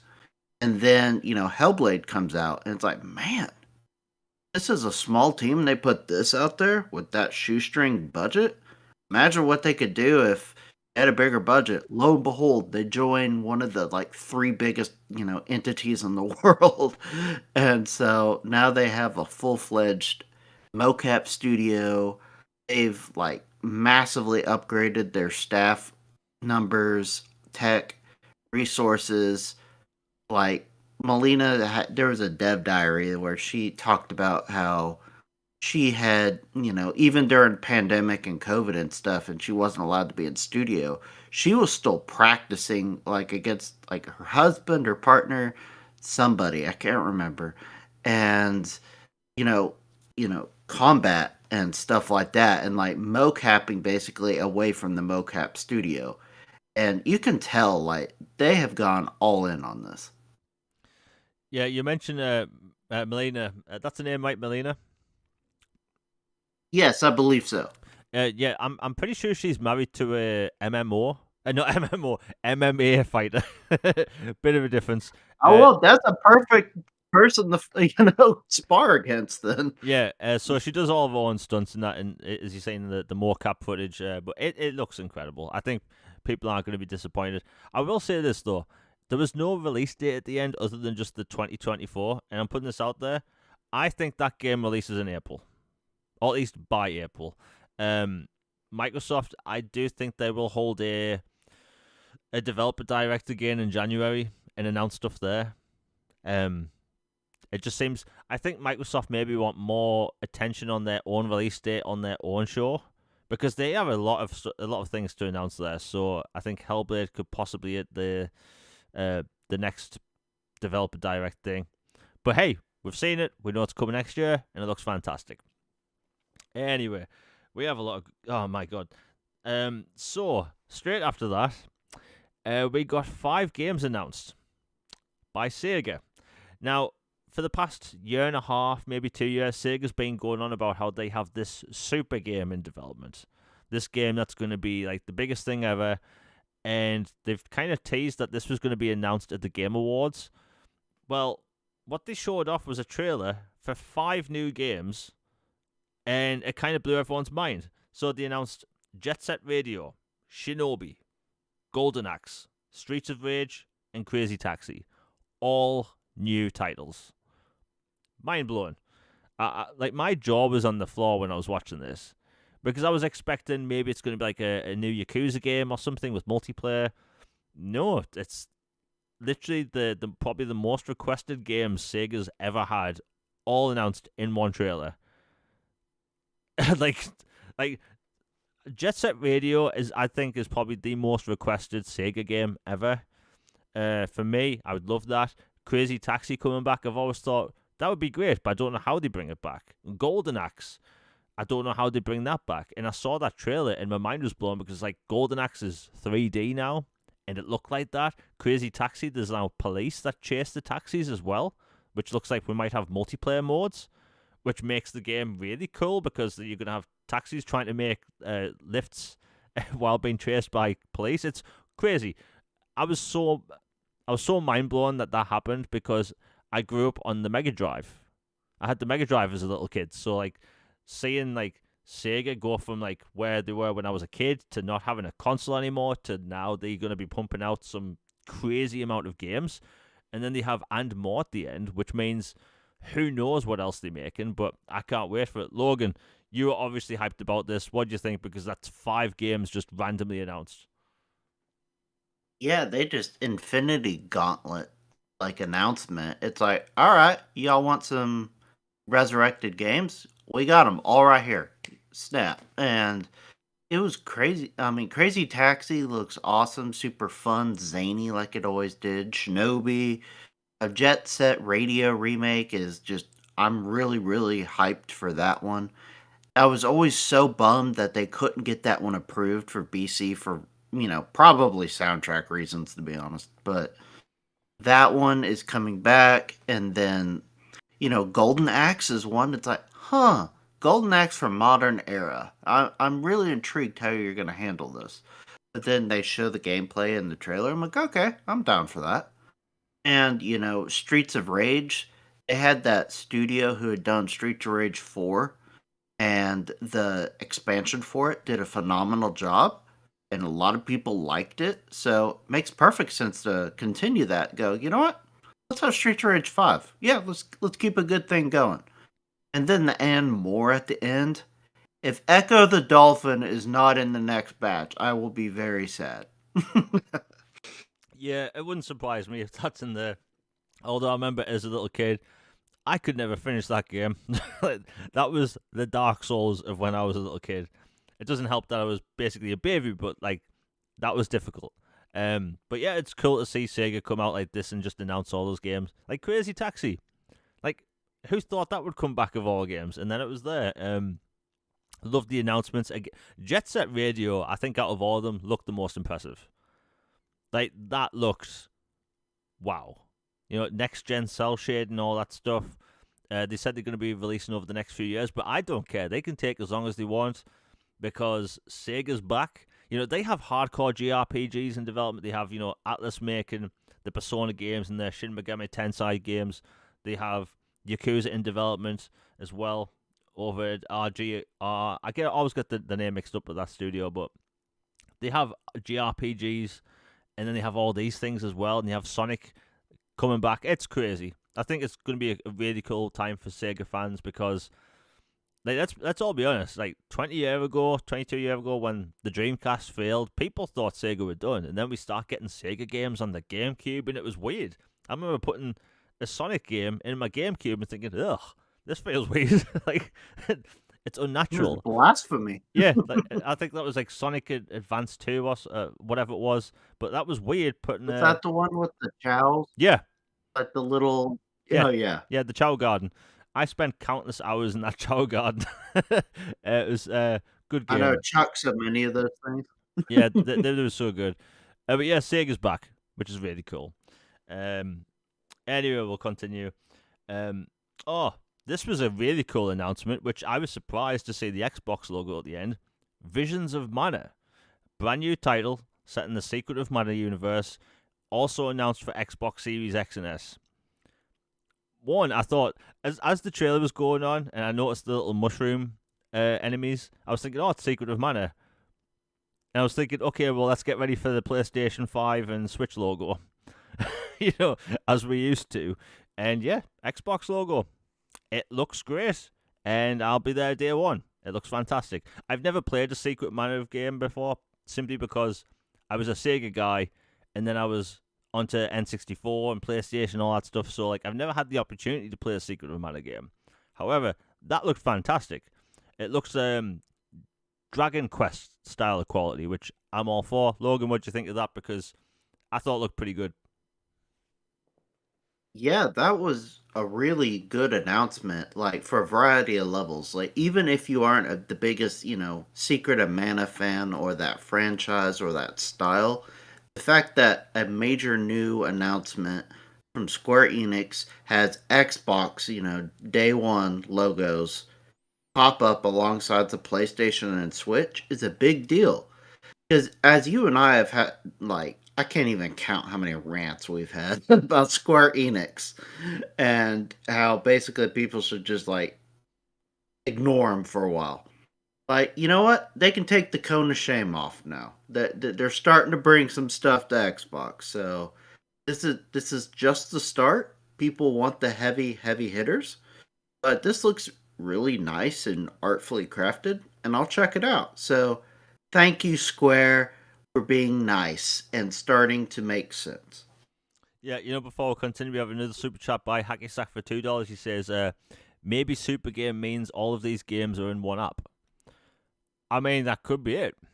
It is An Sega. arcade collection? Yeah, arcade collection. Actually, that makes more sense now I think about it. Yeah, they could release a sort of an app or a game and then have these other games inside, kind of like what Ubisoft wants to do with Assassin's Creed.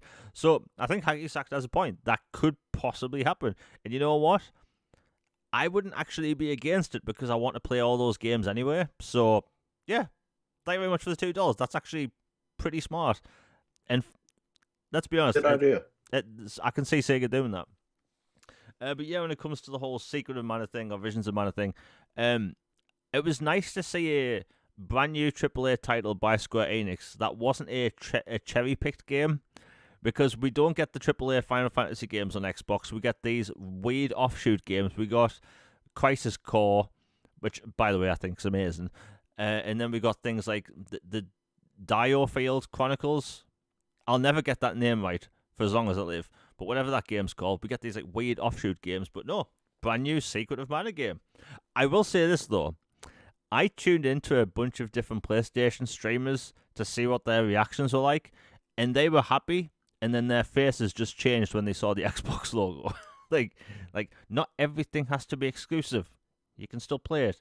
It's the logo scare, man. Yeah, Xbox logo scare. By the way, that was trending on Twitter in the UK. When the Secret of Mana game was showing off, Xbox logo scare. Because, that was hilarious when it happened. But yeah, that was funny to see. A new game was announced called The Outlast Trials. I can tell you this right now. I will not be playing that. My Come on. Yeah, my heart almost burst playing Outlast when that came out. Like, I wanted to shut my console off and jump out the window. Like, no, my heart can't take it. Like, but I mean, if you put it on Game Pass, I will. But other than that, I don't like those style of first person like horror games unless it's Alien Isolation. But hey, it could be good. Maybe I'll check it out. Kojima's OD game. We saw some Unreal Engine 5 footage of like some certain actors and actresses. Again, visually impressive. We don't know what it is. We know it's a horror game, but over the past 24 hours, people have been finding out that it has a lot of kind of references to PT. So maybe this is going to be the Silent Hill game that Kojima's always wanted to make, but it just won't be called Silent Hill. I could honestly believe that because Kojima is, I think he's a creative genius, but I think he's crazy at the same time. So I think that could be possible. Logan, do you think that could be it? Yeah, I could see it totally being PT just in everything but name only. I could definitely see that. Because like if you remember PT, like I know this is an Xbox pod, but like it was a PlayStation demo for a while and it was super cool and fascinating. Like you're in this smaller house and there's, hallways and bathrooms and this phone ringing and alarm thing and it like almost would like gauge your fear kind of and like react to how cautious you were being or how fast paced you were going, and it would go out of its way to scare the ever living what out of you. And so and then you find out at the end that, oh yeah, it's Silent Hill. Zuh. But the fact that obviously you had the falling out with Konami, Silent Hills isn't happening. So you could take that idea and totally expand it. Like, you could think of it as like a hub world hall or house kind of thing, to where he's talking about being experimental with horror stories and narratives and ODing on fear was his quote. To where, you could totally spin it to where a house could be used for all kinds of different horror stories. Like they did the haunting of Hill House or Bly Manor. Like there was an anthology of all these different people at this house over time and how they had different experiences and things like that. Like there's so much they can do with it. And the fact that they had the door and made a huge emphasis on the door and the light, and he's collaborating with several, I think seven, um, horror artist director types besides Jordan Peele. Tells me he's going big on this one. Whether it pans out, who knows? But I'm super intrigued. Yeah, and I did notice some people in the gaming media were saying it's going to be a small experimental game because it's going to be in Game Pass. Like, most games in Game Pass are actually huge. One of them being Starfield. There's 1,000 planets. That ain't small. But yeah, I can't wait for that. Again, it's Kojima. I like Kojima's games. Like, I think, again, he's a creative genius. He's crazy. He's absolutely crazy. But I think that's what makes the ideas work, at least for me. Like, I grew up on Metal Gear Solid. Those games don't make sense to 99% people on Earth. Right? They melt your face. They Yeah, make no sense. yeah, Yes. they don't make sense, but like I love those games and I love the complex story. But yeah, can't wait for that. The next game that was shown to come to Xbox is Jurassic Park Survival. This game kind of flew under the radar because it was just announced so quickly, but it's a first-person action adventure game with horror elements, and it's set one day after the events kick off on Jurassic Park. I think it's called Isla Nublar. Um, I can't wait for that. Jurassic Park is probably one of the best intellectual properties that we don't get games for. We don't get AAA games for Jurassic Park. Now that I think about it, I can't remember ever getting one for Jurassic Park. We had that 2D side scroller on the Mega Drive, but I mean, whatever. I can't wait for that. It turns out, I found out today, that this is originally going to be a original Xbox and PlayStation 2 game. So Yep. they basically took the idea. So we're not getting PlayStation 2 and original Xbox graphics. We're getting a brand new game. They basically took the concept and the name and basically made a new game with it. Which the game looks fantastic. The visual fidelity on the T Rex, yes, I need this game. I love Jurassic Park. There was no year on the trailer, but I don't think it's as far out as people think. I think that might be like a late next year type game. But Logan, does that interest you? Because when I saw it, I thought Alien Isolation, but with dinosaurs. I'm there. Oh, I'm day one, 100%. It was one of my highlights of the show. I'm a huge dinosaur junkie. Growing up, kids are like either into dinosaurs or spaceships or both, or you want to be a firefighter or whatever. Like, I wanted to be a paleontologist for a long time. I love dinosaurs. So, Jurassic Park's always been near and dear to my heart. It looks awesome, just like you remember the movie. Like you finally learn what happened to that raptor in the freezer, and the recreating the kitchen scene, and just the flares, and it looks awesome. And the fact that it's action survival with a little bit of horror elements is perfect. Whenever I hear survival, I get a little hesitant Yeah, because to me that kind of conjures up memories of, oh great, now I gotta go find this pig, skin this pig, cook this pig, eat this pig, find water, purify water, drink water. Oh no, I have to craft a bandage, or oh, I need a place to sleep at night. Like those aren't my games per se. So whenever I hear that, that's kind of like a signals start going off. But the overall vibe of it, what they showed, really got me interested, and I definitely plan to check it out. Hope it's more actiony and survival horror esque than Minecraft type crafting esque, but looks awesome. yeah. No, I agree with the survival thing because like when Alan Wake 2 was announced and Sam Lake said it's survival horror, I'm not gonna lie, I was a little bit triggered. I was like, I want Alan Wake. I don't want some survival game where I'm crafting, a torch out of twigs. You know, I want a good game like that. But I'm taking a step back. I was clearly wrong about Alan Wake 2. Survival horror does not mean that. So if it's like Alan Wake and that style, hey, I'm cool. And plus, I love Jurassic Park. They did recreate a lot of scenes from the film, but I think that's just to make people get a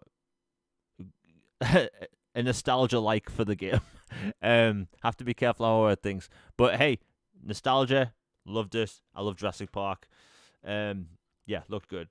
Anyway, they announced Black Myth Wukong with a brand new trailer and a August release date, August 2024. By the way, this really annoys me. For 2 years, I've been telling people this is coming to Xbox, and every single time I post about it, I always get replies going, well, it's probably going to be exclusive to PlayStation. It's like, no, I've been talking about it for 2 years for a reason. Like, they literally announced it 2 years ago saying multi-platform. Nintendo was never mentioned. Anyway, that aside, we got the official announcement. I would cook a Switch. Yeah, I think a Switch would probably just melt in half. But again, it looks amazing, and I can't wait for it. It's taken that sort of story from you know, Odyssey to the West type thing. Again, it looks cool. Like I think people want more games like that on Xbox, and it's a Chinese made game, I believe, and it looks amazing. Next up, we have The Lost Records, Bloom and Rage. This is a new game made by the developers of Life is Strange and a few other games. Don't Nod, that's it. Don't Nod. They've made some really cool things. I mean, if you've played the first Life is Strange, that game kind of rips out your heart and steps on it. Like, so it's like they're probably going to do that again in this, which I'm all for. Then they announced the first Berserker. I keep writing it wrong. The first Berserker, Kazan. It looked great. It looked really good, and I'm all for it. I think that people are coming more around to these Souls style games or Soul style action RPGs, because that looked really good. It was cel shaded. It looked a lot like anime. Logan, does that interest you at all? Yeah, that one caught my attention definitely. I've been enjoying the Soulsborne esque, genre where, whether it's Sekiro or, Bloodborne or Elden Ring or, there was the Mortal Shell, stuff like that. Like I love those, brutally challenging but fair and rewarding games. Like some games are just they're trolls and they like make the game stupidly hard just cuz and it's not fair and it really just makes you mad. But their games like once you learn the system and you've mastered your craft, like you eventually get to where it's like, oh, okay, it's a three-headed dragon and a axe guy on a horse at the same time. Let's roll. So, I I love it, man. Yeah, it looked really good. Next up, we have The First Descendant. It's a Unreal Engine 5 third-person looter shooter. Um, it looks really good. I get a bit put off when I hear looter shooter in things. I do think the combat looks good. I think the visuals are amazing, but looter shooters in general, for me personally, it's a bit hit and miss. So hey, I'll play it when it comes out. I think it might be a free to play game, which means hey, you can try it for nothing. Next up, they announced Mecha Break, which they look like Gundams, but it's a third-person PvP mech combat game. It looked cool. Again, nothing in the trailer says Gundams, but they look like Gundams. Next up, they announced. Let me have a look. Warhammer. Oh, this is one of my favorite ones, and it was glossed over so quick. Warhammer 40k Space Marine 2 finally got a release date, September 2024. It was like a 34-second trailer that most people kind of glossed over. But again, if you like Gears of War style campaigns, this is going to be for you because it's literally that, but they throw hundreds of enemies at you. I think a lot of people are going to dig that. Next, they announced Exoborn. It's an extraction shooter. By the way, the term or genre of extraction shooter, that does not entertain me in the slightest for some reason. Like, we had You're not the only one, man. like it was the biggest craze ever where we had, hey, Look at this. It's a battle royale. You're in this map, right? And there's a circle, and it gets smaller. But here's the catch: you only have one life, and it's till the last man standing. I get that, right? Everyone start doing it. But now it's like, wait a minute. We have this open map, and your objective is to leave. What am I meant to do with that? That doesn't sound fun at all. Like, that sounds like the most boring concept for a PvP ever. I would rather play a battle royale over that, and I don't like battle royale anymore. I play Fall Guys, but we can't call that a battle royale. At least we can. Anyway, Exoborn. It's a sci-fi. I'm gonna play it because it's sci-fi, but I'll immediately rant about it because it's an extraction shooter. Anyway, they announced Light No Fire. This is a brand new game by Hello Games, and I was actually it was actually cool to see Sean Murray on stage looking healthy. Like when he was promoting No Man's Sky, he looked really unhealthy for a while. He was paler than me, which is a lot, and he looked really unhealthy. I'll just put it that way.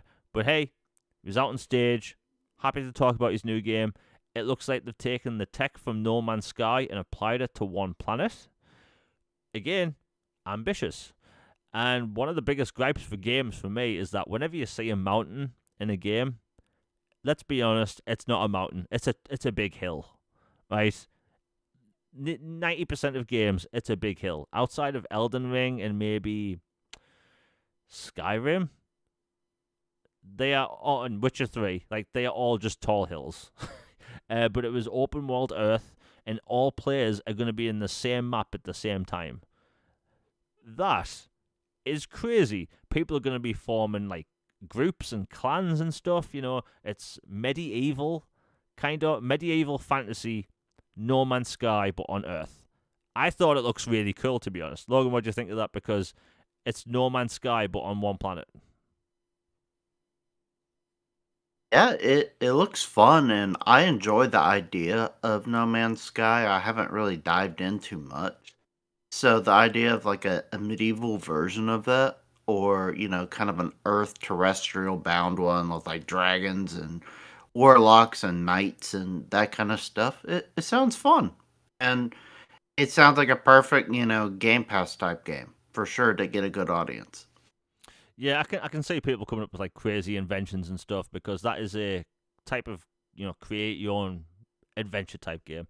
Then they showed off a new trailer for the Finals, which is a new first person shooter. But it turns out that game is already out. Psh, I hope people have fun with that. Then they announced Monster Hunter Wilds. This is the brand new Monster Hunter game coming to Xbox in 2025. It looks like they're going fully open world in this game rather than regions. And it looked like the most impressive Monster Hunter game to date.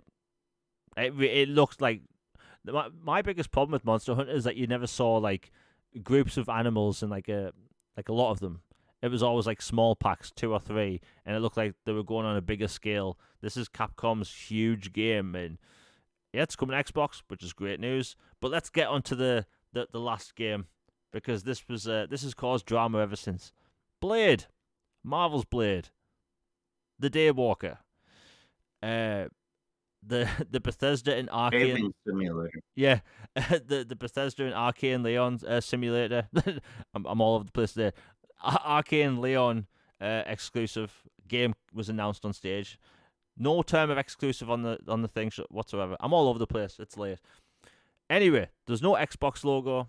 There's no word exclusive anywhere, and it showed this really cool art style. The art style looked like that the Spider-Man animated films, Into the Spider-Verse, I think it's Into the called. Spider Verse. Yeah, Yeah. like similar art style to that, which I liked. I liked the first one anyway. And it's Blade. I mean, and the thing is, when Arcane came on screen, like even though I already knew the game was coming out, I actually said, "Oh, okay, first person Blade game." Like I saw Arcane and thought first person. I didn't even bat an eye. And then when they came out on stage to talk about it, they announced third person, Paris, action adventure. People lost their minds. In fact, on YouTube, I believe that trailer has over 3 million views on the Marvel YouTube account. Um, wow, like people have been saying for a while that Microsoft needs a superhero game. I've been inclined to agree because you need a high profile character clearly to be associated with your platform. Like people right now think that Spider-Man is owned by PlayStation just because of those games, and that's the position they're in. But anyway, there was no Xbox logos at all over the trailer, and immediately, people were downplaying it, port begging. The port begging has been daily. Saying why is the game not being announced as an exclusive? And I agree, Microsoft should have had the Xbox logo in there just to shut people up. But unfortunately, we don't live in that universe. So why didn't they? Could it have something to do with the FTC thing? Perhaps. Because that's been a long, drawn out process. Could it have something to do with the same reason why Indiana Jones didn't have an Xbox logo on the trailer? Because if people go back, the word Xbox isn't anywhere on that trailer for Indiana Jones, but it was announced as an exclusive. And Starfield, obviously an exclusive. I think when we see Bethesda now, people just should go, okay, it's an exclusive. It's owned by them, and that's that. But I like Logan. I think you may have seen this as well. And I think people listening may have seen this. Whenever there's a game announced for Xbox, and people start questioning, is it exclusive? We always hear this. Would it be so bad if it was available on platforms, all platforms? And that's why I just don't get it. It's okay for PlayStation to have console, platform exclusives. It's okay for Nintendo to have platform exclusives. But the second the topic gets brought up for Xbox, everyone wants to hold hands, sing Kumbaya, and say, no, it'd be okay if everyone could play this game. But at the same time, these same people want Xbox to quote unquote do better. How do they do better if they don't compete by having any platform exclusives whatsoever? Because Microsoft's platforms are Xbox consoles, PC, and xCloud. But people want to have their games on everything, so then it would be the point where, oh yeah, what is the point of buying an Xbox because you could buy their games on PlayStation? So which is it? Do people want Microsoft to compete or not compete? Every time the term exclusive comes up, people ask, would it be so bad? But the game's going to be available on Game Pass. But you want Xbox to compete. So it's like, which one is it? Do you want them to compete or not compete? It annoyed the hell out of me. Like, I'm putting this out there. Blade will be exclusive to Xbox. Simple as. Logan, I need to breathe, but like, what's your thought on the whole Blade situation? Because it's been all over the place. People want to do the whole Kumbaya thing, but if you, as a realist, me as a realist, I know that Microsoft needs exclusives in their ecosystem to compete, but it seems like people just want to not let that be a thing. Yeah, I actually got a bunch of thoughts about this one. I made time today for this one. It, yeah, first off, it kind of really irritated me that, we have this, awesome, totally just sick trailer, like, comes out. It's Blade, made by a studio who is perfectly tailored to handle this game. You know, you think about Dishonored and, all the stealth stuff or the traps or the alternate routes you can use to do things or abilities or, decision makings. Do I spare this person or I do the brutal route, all this stuff like stick to shadows or go in, sword swinging. And Blade just seems perfect for that. And the fact that instead of that being the major focus and going like, dude, they have a Marvel game now. This is awesome. They're like, but where's the Xbox logo? There's a lack of Xbox logo scare at this point. It's like the Phantom logo. It's missing. Like, oh no, does that mean it's on PlayStation or are they being sus and hiding something or like what's going on? I'm like, dude, what happened to people just being excited about things being announced and instead of having to run to their keyboard and worry that some corporation is making it exclusive or not exclusive? Like, let us simmer a bit. I'm with you. I think it's exclusive personally. And, I tweeted about the other day. It's like they're all playing hot potato with it. It's like, you ask Microsoft, and apparently they're like, oh, ask Bethesda. And then Bethesda's like, you don't really want to talk about it. And then you ask Disney, and Disney's like, you go back to Bethesda. And so then it's just like nobody wants to just bloody sit down and say yes, it is or not. And I think the FTC thing is part of it because, as annoying as it is, and as much as people wish they would just take your L, man, and leave, they are, in their Hail Mary phase of an appeal. And so that'll go on and resolve in a few months. But basically, Bethesda, how their games were treated was a key part of their case. Even though their case was awful, it was still a key part of their case, so thus it has more light shined on it. Another thing is, this seems to be kind of what they do with Disney IP in general. Like Iron Man was announced, I don't remember seeing platforms for it. The Black Panther game was, revealed to be in development. I don't remember platforms for it. Indiana Jones was announced. They didn't say one way or another what it was on. So it just kind of seems like this is just how these studios are working with it. And we'll find out when we find out. Personally, I'd rather not have another 6 months of, oh my gosh, is Starfield exclusive or is Elder Scrolls 6, coming to this or that. It's like Phil answered this. Like, unless otherwise specifically stated, it will be exclusive, you know, because there are some games, like they're massive online games and stuff. Makes sense. You have a huge ecosystem to work with. You want people to play with their friends. It's a no brainer.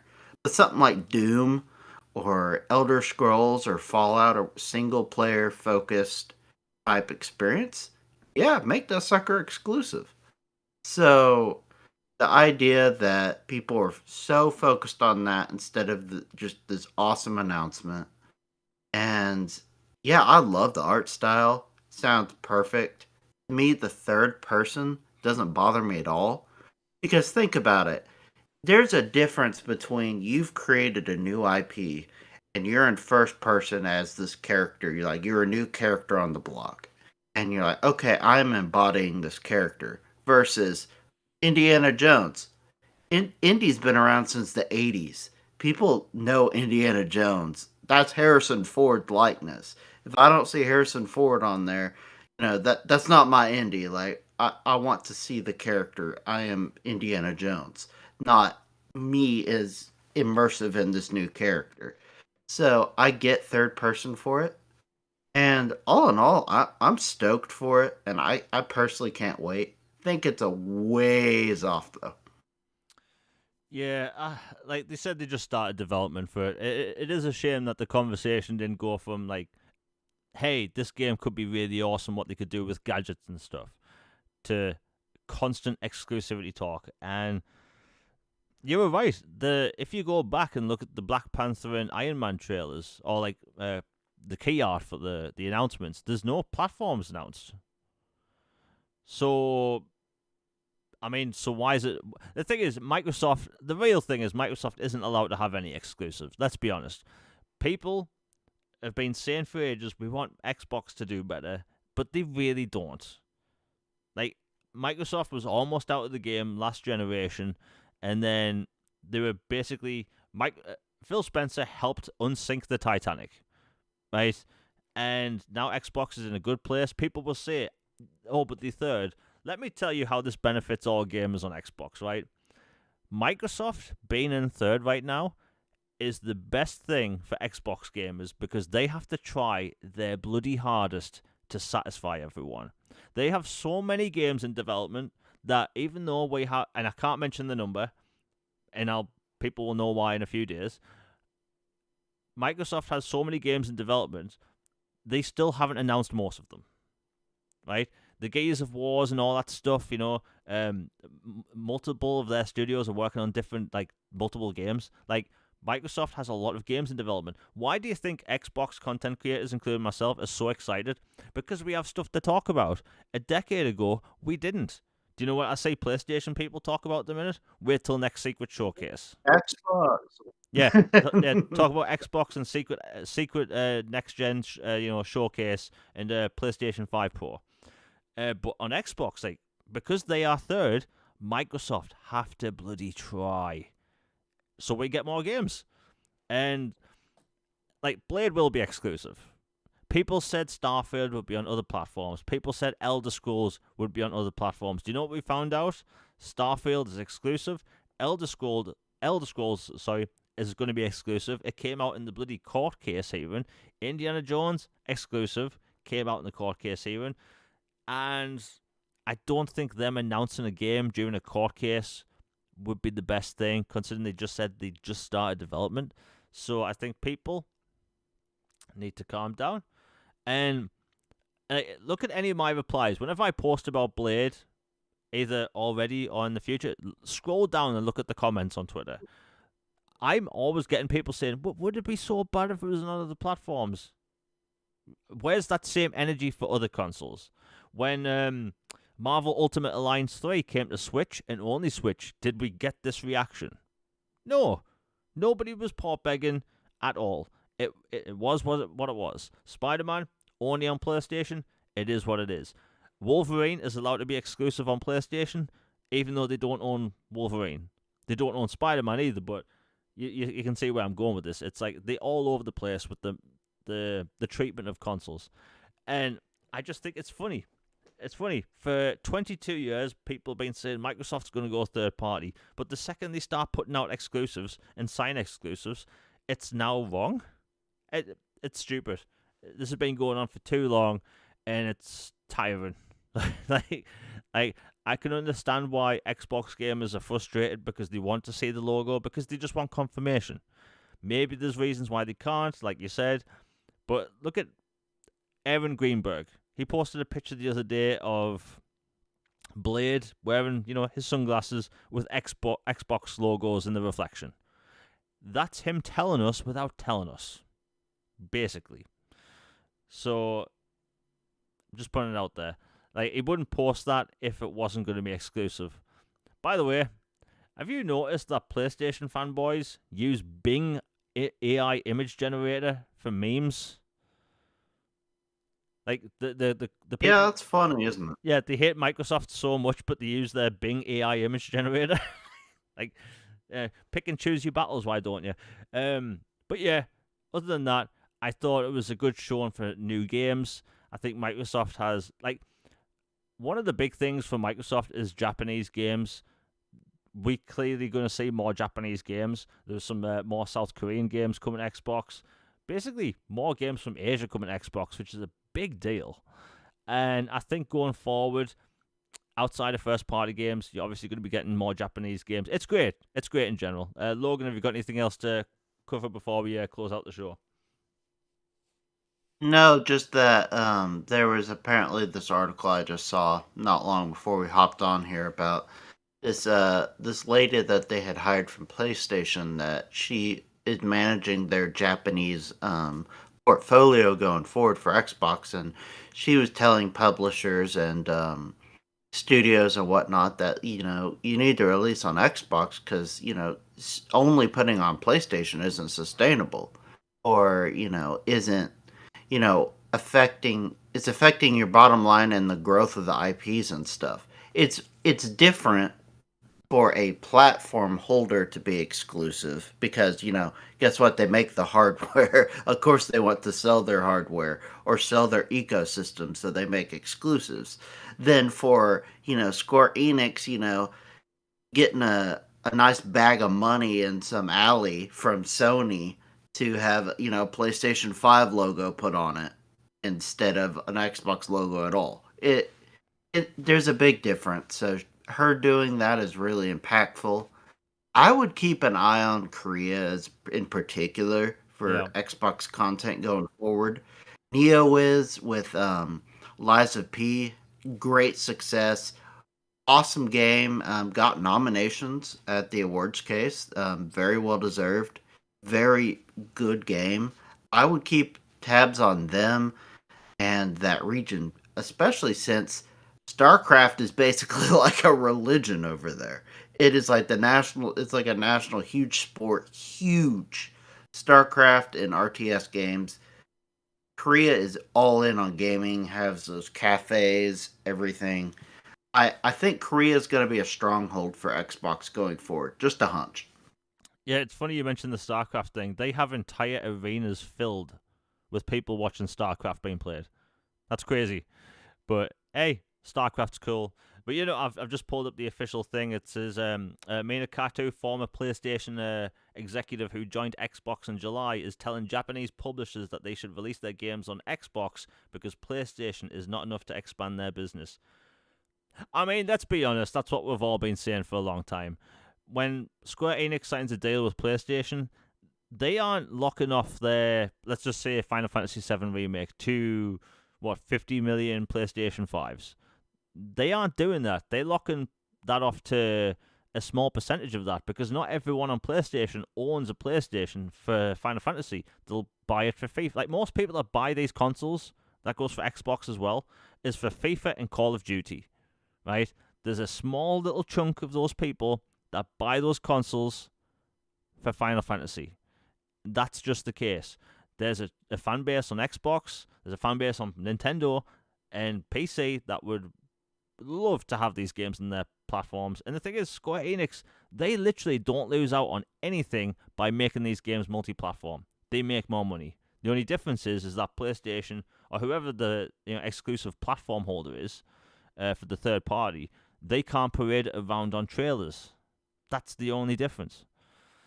Anyway, we're gonna have to call it a day. Everyone in chat's been awesome. Again, it's been great talking to Logan again. It's we have the best chat on this podcast. Everyone's awesome. We'll be back at the same time next week. I believe it's Logan. Do you think you'd be ready to do a podcast a week before Christmas or? Oh yeah, I can do it a week before Christmas. That's good.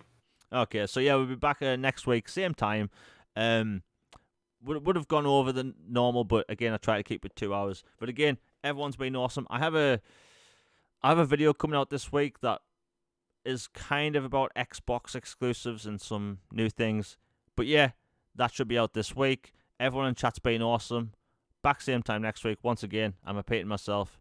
We're out. Peace, everybody.